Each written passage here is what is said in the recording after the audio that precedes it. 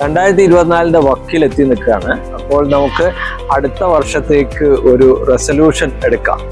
എന്താണ് ഈ വരാൻ പോകുന്ന 2024 നമ്മൾ എടുക്കേണ്ടുന്ന ഒരു റെസൊല്യൂഷൻ?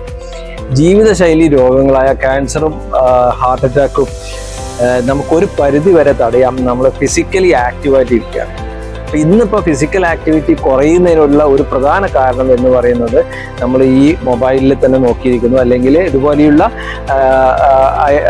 ധാരാളം നമുക്കിങ്ങനെ സ്ക്രീനിൽ നോക്കിയിരിക്കാൻ പറ്റുന്ന ഗാഡ്ജറ്റ്സ് ധാരാളമുണ്ട്. അപ്പം നമ്മൾ ഏറ്റവും കൂടുതൽ സമയം ഇതിൻ്റെ മുമ്പിൽ ഇരിക്കുന്നു.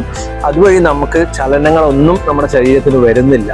അപ്പം ഒരു പ്രധാനമായിട്ട് ഒരു ഇന്നാക്ടിവിറ്റിയാണ് ഇതിൻ്റെ ഒരു ദോഷം. അപ്പം ഈ 2024 നമ്മുടെ ഒരു റെസൊല്യൂഷൻ എന്താവണമെന്ന് വെച്ചാൽ നമ്മൾ കഴിയുന്നത്ര സ്ക്രീൻ ടൈം കുറച്ചിട്ട് കൂടുതൽ ടൈം ആക്റ്റീവായിട്ടിരിക്കുക, ഫിസിക്കലി ആക്റ്റീവായിട്ടിരിക്കുക. അങ്ങനെ വന്നാൽ നമുക്ക് ഈ രോഗങ്ങളെല്ലാം ഒരു പരിധിവരെ തടയാം.